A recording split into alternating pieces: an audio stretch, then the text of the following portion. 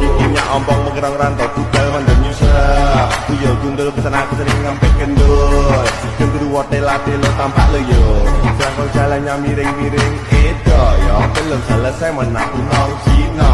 Pak moyo terguling ke Bengawan Solo. Tengah irama alunan nong Cino. Hai, Halo, kami dari kelompok 5 akan membahas materi tentang vertebrata, yaitu amfibi. dan invertebrata yaitu Porifera, Mollusca, dan Crustacea. Nah, kalian tahu gak sih amfibi itu apa? Amfibi atau amfibia umumnya didefinisikan sebagai hewan bertulang belakang yang hidup di dua alam, yakni di air dan di daratan. Nah, amfibi mempunyai ciri-ciri nih, salah satunya vertebrata yang mengalami metamorfosis lengkap. Nah, sekarang kalian sudah tahu kan amfibi itu apa? Nah, contoh hewan amfibi yang akan kami bahas yaitu katak. Nah, kalian tahu gak sih apa saja struktur bagian tubuh katak? Nah, struktur bagian tubuh katak itu terdapat dua, yaitu bagian di luar dan bagian dalam. Nah, struktur bagian tubuh katak bagian luar akan dibahas oleh Marsha. Baik, di struktur tubuh katak bagian luar, yang pertama kita bahas yaitu di bagian kepalanya ya. Nah, di bagian kepalanya itu terdapat mata, nostril, dan timpani. Nostril adalah lubang hidung, sedangkan timpani adalah pendengaran. Lanjut kita bahas ke bagian badannya. Terdapat punggung dan perut. Lanjut, bagian depan kaki. Lanjut, bagian kaki depan terdapat jari. Dan terakhir yang akan kita bahas yaitu bagian kaki belakang, yaitu terdapat kaki berselaput dan selaput. Selanjutnya, struktur tubuh katak bagian dalam akan dijelaskan oleh Indah. Nah, struktur tubuh katak bagian dalam, di kepalanya terdapat tengkorak dan rongga mata. Di tangannya terdapat ulna, radius, dan humerus.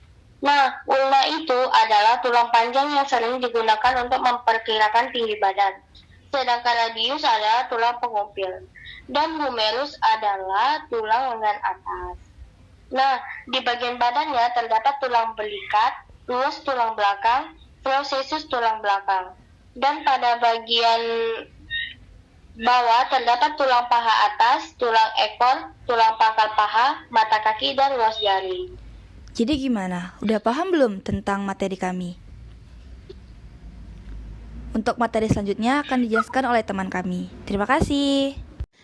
Yang selanjutnya, kita bakalan ngebahas tentang porifera, yang dimana porifera memiliki beberapa ciri-ciri. Yang pertama, memiliki pori-pori atau disebut sebagai porosit. Yang kedua, memiliki aliran air yang terdiri dari beberapa bagian, yaitu askon, sikon, dan leukon. Yang ketiga, bersifat parazoa, atau biasanya disebut belum memiliki organ sejati. Yang keempat, hidup sesil atau menempel di batuan dan di pasir, dan hidup di air laut dan di air tawar. Yang kelima, memiliki lapisan luar epidermis atau disebut sebagai pinakosit. Pinakosit memiliki fungsi mengambil oksigen. Dan yang terakhir, reproduksi seksual dan aseksual. Reproduksi seksual yaitu sperma dari koanosit, ovum dari amoebosit. Dan reproduksi seksual berbentuk tunas, fragmentasi, gemule atau buruk, yang dimana porifera yang rusak dapat kembali bagus. Setelah ciri-cirinya, kita akan bahas struktur tubuhnya. Yang pertama, osculum. Osculum adalah pori atau lubang permukaan porifera. Nah, itu berfungsi sebagai lubang keluarnya air yang berasal dari spongosol. Yang kedua, mesoil atau mesoglea. Ini merupakan matriks agar-agar dalam spons. Fungsinya sebagai pembatasan antara lapisan luar dan dalam. Yang ketiga, fagositosis atau porosit sebagai saluran penghubung antara pori-pori dengan spongosol dan sebagai pembawa makanan. Yang keempat, aliran air. Nah, aliran air ini memiliki beberapa tipe, yaitu ada 3. Yang pertama askon, yaitu tipe sederhana. Yang kedua adalah sikon, yaitu tipe sedang atau sederhana dan rumit. Yang ketiga, leukonoid, yaitu tipe paling rumit. Nah, yang kelima, spongosol. Rongga di bagian dalam tubuh porifera sebagai saluran air di mana tempat masuk air pada tubuh porifera dan mendorong air keluar ke osculum. Selanjutnya yang keenam adalah spikula. Nah, spikula ini berfungsi sebagai pembentuk atau penyusun tubuh dan melindungi porifera dari predatornya. Yang ketujuh adalah sel amebosit. Sel amebosit ini dia memiliki bentuk seperti amuba yang bergerak menggunakan kaki semu. Sel amebosit berfungsi untuk mengedarkan makanan. Yang kedelapan adalah konosit. Konosit ini adalah sel pelapis pengosol yang berguna sebagai pencerna makanan. Nah, ternyata di dalam konosit ini terdapat flagel. Flagel tersebut bergerak agar air terdorong dan makanan akan ditangkap di fagositosis dan selanjutnya amebosit mengedarkan makanannya. Konnichiwa, Annyeonghaseyo. bonjour, horas. Oke, sobat-sobat IPA 1, di sini kami berdua, Leonie Kalista. Dan Martin Lagan akan membahas tentang moluska. Bentar, aku lupa deh apa itu moluska. Kamu tahu nggak apa itu moluska? Aduh, masa sih kamu lupa apa itu moluska? Ya, jadi moluska itu adalah salah satu film dalam Kingdom Animalia, Oh iya, aku tahu. Mereka di kehidupan nyata dikenal sebagai kelompok siput, kerang-kerangan, dan cumi-cumi. Nah, itu kamu tahu, Jadi, melalui video ini kita berdua akan bahas sama-sama nih. Sekarang kamu udah ingat kan apa itu pengertian moluska? Ingat dong. Dari buku-buku yang aku baca, moluska itu berasal dari bahasa Latin, yaitu molluscus, yang berarti lunak. Itulah mengapa kriteria tubuh moluska sebagai hewan invertebrata atau tidak memiliki tulang belakang atau bisa disebut lunak atau elastis. Selain memiliki tubuh lunak, mereka kelompok hewan berdarah dingin. Oh, betul. Oke, sekarang kita bahas nih tentang klasifikasi moluska. Klasifikasi ya. Klasifikasi moluska kan terbagi menjadi 3. Ada gastropoda, cephalopoda, dan lame apa sih? Lamia-branchiata, Nah iya, susah banget disebutin. Lanjut. Klasifikasi terbagi jadi 3. Yang pertama ada Lamellibranchiata. Lamellibranchiata itu merupakan kelas yang mencakup hewan moluska bangsa kerang. Salah satu contoh hewan moluska kelas Lamellibranchiata adalah Melegrina mergatifera. Ciri-cirinya ada yang pertama, mereka hidup di dasar laut, dasar sungai, dan dasar kolam. Yang kedua, tubuhnya terdiri atas kaki yang berada di tengah tubuh. Yang ketiga, tubuh diselimuti oleh mantel serta dilindungi oleh cangkang dari zat kapur. Yang keempat, lubang mulut Lamellibranchiata terletak di muka kaki, tepatnya di bagian otot penutup depan. Nah, bisa diperhatikan gambarnya ya sobat-sobat 51. Yang kedua ada apa nih, Nah, yang kedua ada cephalopoda nih. Cephalopoda merupakan kelas bagi hewan moluska yang memiliki kaki di kepalanya.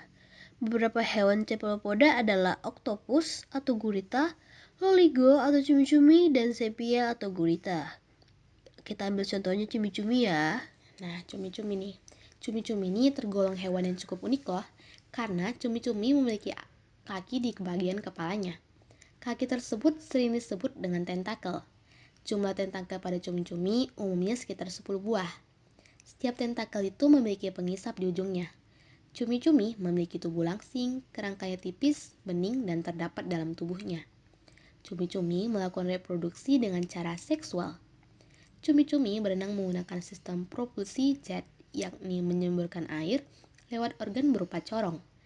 Di dalam rongga cumi-cumi terdapat tinta yang dalam hal ini berguna untuk melindungi diri. Pada cumi-cumi menghuni perairan dengan suhu antara 8 sampai 32 derajat Celcius dan salinitas 8,5 sampai 30 per mil. Daerah penyebaran cumi-cumi ialah di daerah perairan Pasifik Barat, Australia Utara, Pulau Filipina, bagian utara Laut Cina Selatan, hingga Jepang. Bisa diperhatikan gambar cumi-cuminya ya sobat-sobat 51. Sangat lucu bukan? Oke, selanjutnya ada apa nih? Nah, selanjutnya ada gastropoda. Gastropoda merupakan sekumpulan hewan moluska yang memiliki kaki di perut. Contoh hewan gastropoda adalah Vivipara javanica atau siput yang umumnya hidup di sawah. Yang kedua ada Melania testudinaria atau siput. Dan yang ketiga ada Helix aspersa atau keong atau bekicot. Gastropoda memiliki ciri-ciri. Yang pertama, gastropoda hidup di air laut, air tawar, dan darat. Yang kedua, cangkangnya berbentuk kerucut. Yang ketiga, terdapat alat peraba di kepalanya. Pada alat peraba tersebut, ada sebuah titik mata di ujungnya yang berfungsi untuk membedakan antara gelap dan terang. Yang keempat, pada mulutnya terdapat lidah yang kasar. Yang kelima, alat pernafasannya adalah paru-paru. Yang keenam, makanan gastropoda adalah tumbuhan. Wah, oke. Mungkin segitu aja ya tentang moluska. Betul, buat sobat-sobat MIPA 1 yang masih belum paham dengan moluska, gimana nih Yoni? Oke, buat sobat-sobat MIPA 1 nih yang belum paham, aku saranin sobat-sobat MIPA 1 tontonin bagian moluska secara berulang-ulang nih, sampai kalian paham. Kalau kalian belum paham-paham juga, bisa ditanya sama Budin aja ya, sobat-sobat MIPA 1. Baiklah, sekian dari kami, Leomar, Leoni, dan Marta. Sampai jumpa lagi. Bye-bye. Horas. Dan yang terakhir yaitu tentang krustasea yang akan disampaikan oleh saya sendiri, yaitu Sarmawar. Kita bakal membahas tentang kepiting yang merupakan salah satu contoh dari krustasea. Kepiting dikelompokkan dalam filum Arthropoda dan subfilum Crustacea. Kepiting berkaki 10 dan mempunyai ekor yang sangat pendek. Perutnya sama sekali tersembunyi di bawah toraks. Tubuh kepiting tutupi dengan exoskeleton atau tulang di luar yang sangat keras dan atau disebut karapes. Karapes berfungsi melindungi organ dalam bagian kepala, badan, dan insang. Kepiting senjatai dengan 2 capit yang berfungsi memegang dan membawa makanan, menggali, dan juga sebagai senjata. 2 capit ini disebut sebagai chelipeds. Chelipeds terletak pada depan kaki pertama, dan 4 pasang kaki jalannya dilengkapi dengan kuku dan sepasang penjepit. Nah, kali ini kita bakal membahas tentang bagian mulut kepiting. Bagian mulut kepiting itu tutupi oleh maksiliped yang rata. Mulut kepiting terbuka dan terletak pada bagian bawah tubuh.